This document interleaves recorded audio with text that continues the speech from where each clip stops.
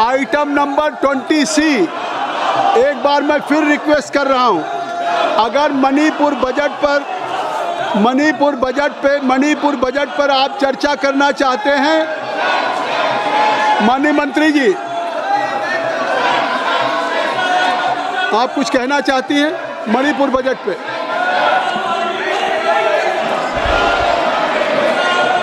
Sir, राष्ट्रपति शासन में आने के बाद मणिपुर के बजट में केंद्र सरकार के द्वारा इस साल के पूरे बजट पेश कर रहे हैं, डिस्कशन भी हो रही है, क्योंकि वोट ऑन अकाउंट हुआ इससे पहले मणिपुर के लिए, मगर मणिपुर का इस साल का पूरा बजट अभी डिस्कशन में ले रहे हैं हम, इसीलिए उसका 2-3 मुख्य अंश में रखना चाह रहे हैं।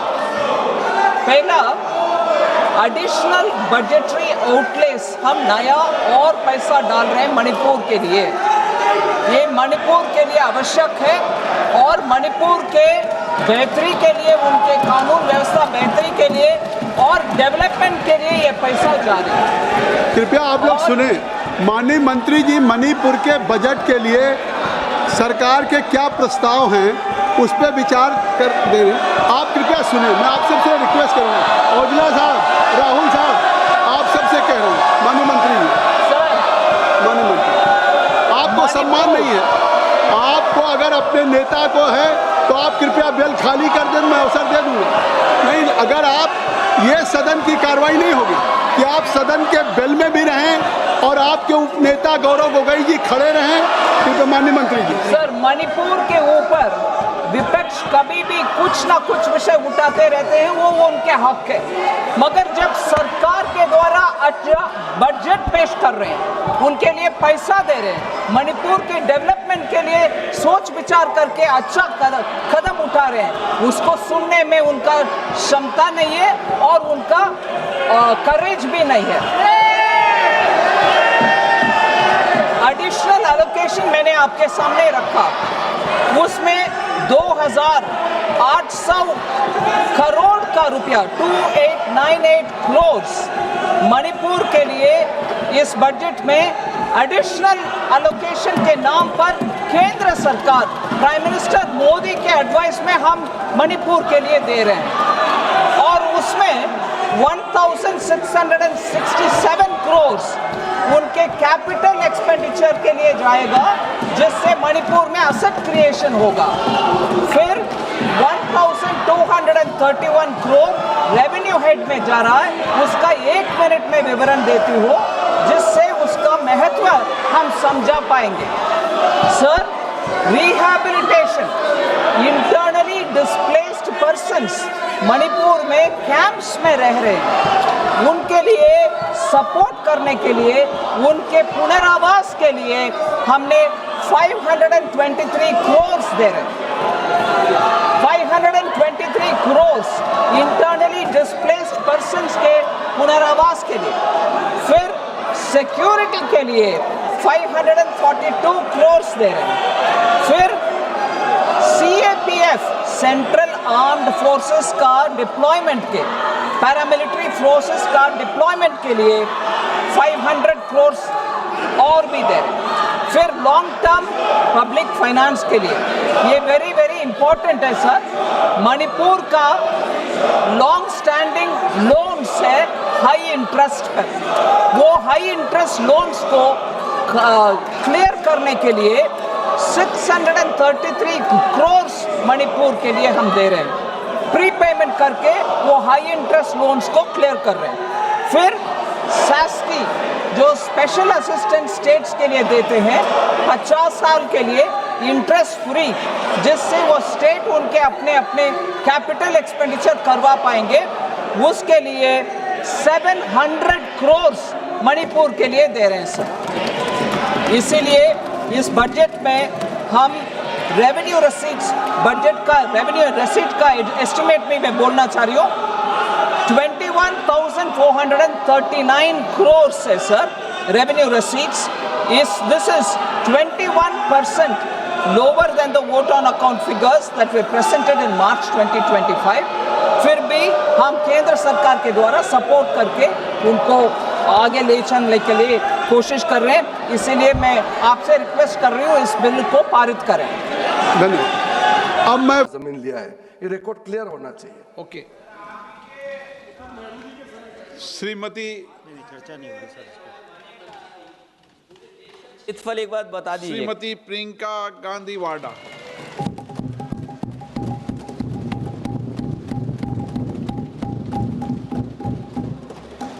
आदरणीय अध्यक्ष महोदय, मैं आपको धन्यवाद देना चाहती हूं कि इस महत्वपूर्ण मुद्दे पर आपने मुझे बोलने का मौका दिया। ये अलग बात है कि सत्ता पक्ष के लोग सब मेरे बोलने से पहले ही भाग गए। आइए आइए, आपको देख के मैं खुश थी कि आप वापस आ गए। सबसे पहले मैं उन सैनिकों, उन जवानों, उन अफसरों को नमन करना चाहती हूँ जो हमारे देश के रेगिस्तानों में, हमारे देश के घने जंगलों में, बर्फीले पहाड़ियों पे हमारी देश की रक्षा करते हैं, जो हर पल देश के लिए अपनी जान देने के लिए तैयार रहते हैं। 1948 से लेकर अब तक, जब से पाकिस्तानी रेडर्स ने कश्मीर पे हमला किया, तब से लेकर अब तक हमारे देश की अखंडता की रक्षा करने में उनका बड़ा योगदान है। हमारी आज़ादी अहिंसा के आंदोलन से हासिल हुई, लेकिन जैसे मैंने कहा, उसको कायम रखने के लिए हमारी सेना का बहुत बड़ा योगदान है। अध्यक्ष महोदय, कल मैं सदन में बैठी हुई सबके भाषण सुन रही थी। आदरणीय रक्षा मंत्री महोदय ने बोला, सत्ता पक्ष के कई मंत्रियों ने बोला। 1 घंटे का रक्षा मंत्री जी का लंबा भाषण था। सुनते सुनते एक बात मुझे बहुत खटक रही थी। उसके बाद जब दूसरे भाषण भी सुने आपके सत्ता पक्ष के, तब भी ये बात बार बार मेरे मन में आ रही थी कि सारी बातें कर ली, ऑपरेशन सिंदूर की बात कर ली, आतंकवाद की बात कर ली, देश की रक्षा की बात कर ली, इतिहास का पाठ भी पढ़ा दिया, लेकिन एक बात छूट गई। उस दिन 22 अप्रैल 2025 को जब 26 देशवासियों को अपने परिवार के सदस्यों के सामने खुलेआम मारा गया, तो ये हमला कैसे हुआ, क्यों हुआ?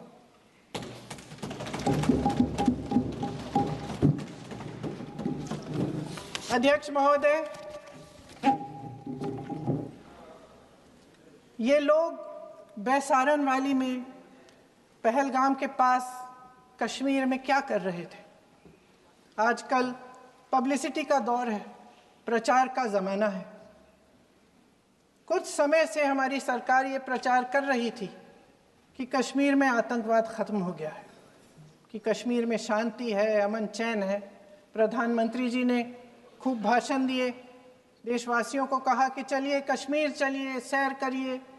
कई बार मैंने ये भी देखा मीडिया पर, टीवी पर कि कश्मीर जाइए, ज़मीन खरीदिए, अब वहाँ अमन चैन है, शांति का वातावरण है। इसी बीच शुभम द्विवेदी, एक कानपुर के नौजवान, और उनके पूरे परिवार ने तय किया कि वो कश्मीर जाएंगे। शुभम द्विवेदी की 6 महीने पहले शादी हुई थी। उसकी पत्नी ने कहा कि उनके बीच एक ऐसा रिश्ता था, प्रेम और दोस्ती का ऐसा रिश्ता था कि वो एक दूसरे को बच्चों की तरह हंसाते थे। सोशल मीडिया पर एक वीडियो भी जारी है जिसमें पूरा परिवार एक साथ बैठा हुआ ताश खेल रहा है और ऐसे हंस रहे हैं कि उस वीडियो को देख के किसी का भी दिल टूट जाए कि इस परिवार को इस तरह से उजड़ने क्यों दिया हमने। 22 अप्रैल 2025 को बैसारन वैली में मौसम का मिजाज अच्छा था। जैसे हर रोज़ लगातार 1000 से 1500 लोग वहाँ पहुँचते थे, उसी तरह से उस दिन भी तमाम पर्यटक वहाँ पहुँचे। वहाँ का रास्ता आसान नहीं है अध्यक्ष महोदय जी, जंगल से जाना पड़ता है, पहाड़ों के बीच जाना पड़ता है, घोड़े से जाना पड़ता है। ये परिवार वहाँ पहुँचे, मौसम सुहाना था, उनके बच्चे ट्रैम्पोलिन पे खेल रहे थे, कोई जिपलाइन कर रहा था, कोई चाय पी रहा था, तो कोई कश्मीर की सुंदर वादियों की ठंडी हवा का मज़ा ले रहा था। शुभम अपनी पत्नी के साथ एक स्टॉल पे खड़े थे। तभी अचानक 4 आतंकवादी जंगल में से निकलते हैं और शुभम को वहीं अपनी पत्नी के सामने मार डालते हैं। उसके बाद वे वहाँ से पूरे वैली में 1 घंटे के लिए लोगों को चुन चुन कर मारते हैं। किसी के पति को अपनी पत्नी के आंखों के सामने, किसी के पिता को अपने बेटे के सामने, चुन चुन कर 26 लोगों को मार डालते हैं। शुभम की पत्नी घबराकर वहां से भागने की कोशिश करती है, अपनी जान बचाने के लिए जंगल की तरफ दौड़ती है। वहां पता चलता है कि तमाम लोग जंगल की तरफ दौड़े हैं और अपनी जान बचाने की कोशिश कर रहे हैं। कोई अपने बेटे का हाथ पकड़ के पहाड़ों पर घसीटता हुआ जा रहा है, कोई कश्मीरी घोड़े वालों और गाइडों की मदद लेते हुए चले जा रहा है। कोई रास्ता नहीं है, कोई तरीका नहीं है, लेकिन किसी न किसी तरह से शुभम की पत्नी के शब्दों में किसी ऐसी शक्ति ने हमको बचा कर रखा कि हमें किसी न किसी तरह से हम अकेले नीचे पहुंचे। और मैं उनके लफ्ज़ पढ़ना चाहती हूँ, क्योंकि उन्होंने कहा कि इस पूरे समय जब 1 घंटे के लिए चुन चुन कर भारतीय नागरिकों को मारा जा रहा था, इस पूरे समय उसे एक सुरक्षाकर्मी नहीं दिखा, एक सैनिक नहीं दिखा।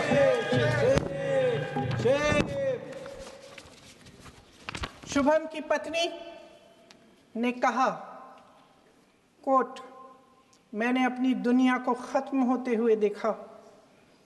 अपनी आंखों के सामने एक सिक्योरिटी गार्ड नहीं था।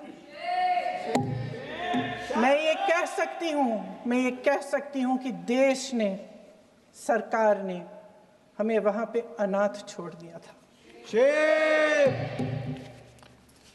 सिक्योरिटी क्यों नहीं थी वहां पे एक सैनिक क्यों नहीं दिखा?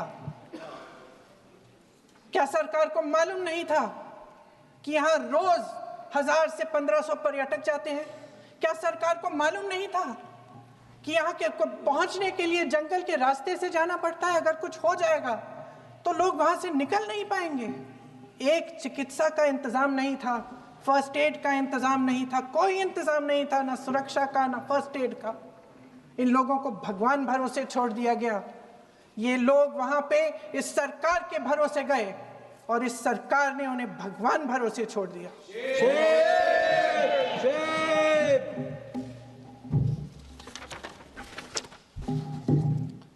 मैं पूछना चाहती हूँ, ये किसकी जिम्मेदारी थी? इस देश के नागरिकों की सुरक्षा की जिम्मेदारी किसकी है? क्या इस देश के प्रधानमंत्री की नहीं है? क्या इस देश के गृह मंत्री की नहीं है?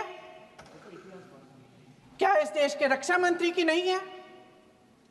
क्या एनएसए की नहीं है? अध्यक्ष महोदय, पहलगाम हमले से सिर्फ 2 हफ्ते पहले हमारे गृह मंत्री महोदय जी कश्मीर गए थे। किस लिए गए थे? जो सुरक्षा की व्यवस्था है इसको देखने के लिए गए थे, इसको रिव्यू करने के लिए गए थे। और उन्होंने वहां कहा कि आतंकवाद पर विजय प्राप्त हुई है। ये 2 हफ्ते पहले है। 3 महीने बाद जेएनके के गवर्नर साहब एक आम इंटरव्यू में ऐसे ही चलते चलते कह देते हैं कि हाँ, बैसारन वैली में बहुत लापरवाही हुई और इसके लिए मैं जिम्मेदारी लेता हूँ। ऐसे ही चलते चलते, और वो बात होती है, ख़त्म भी वहाँ होती है और वहीं ख़त्म हो जाती है। उनसे जिम्मेदारी ली भी नहीं जाती, कोई सवाल नहीं उठाता, कोई जवाब नहीं देता। अध्यक्ष महोदय, उस हमले की जिम्मेदारी एक आतंकवादी गुट जिसका नाम TRF है थोड़े दिनों बाद लेती है। कौन है ये TRF? 2019 में ये गुट बना। 2020 में इसने कश्मीर में आतंकवाद का काम शुरू कर दिया और 2020 अप्रैल 2020 से लेकर 22 अप्रैल 2025 तक इन्होंने 25 आतंकवादी हमले किए। गृह मंत्री महोदय ने जब यूपीए सरकार के समय के आतंकवादी हमले गिने तो लगभग 25 गिनवाए थे अभी अपने भाषण में। इस गुट ने कश्मीर में 25 हमले 2020 और 2025 के अंदर एक पूरी लिस्ट है इन हमलों की। मेरे पास इतना समय नहीं है इसलिए मैं एक एक को नहीं पढ़ना चाहती, लेकिन मैं इतना कहूंगी कि इनमें रियासी का हमला भी था 2024 का, जिसमें 9 लोग मारे गए और 41 लोग घायल हुए। कुल मिलाकर 2020 से लेकर 22 अप्रैल 2025 तक TRF ने 41 सेना और सुरक्षा कर्मियों की हत्या की, 27 सिविलियन की हत्या की और 54 लोगों को घायल किया था। भारत सरकार ने TRF को आतंकवादी संगठन का दर्जा कब दिया? 2020 में दिया? 2021 में दिया?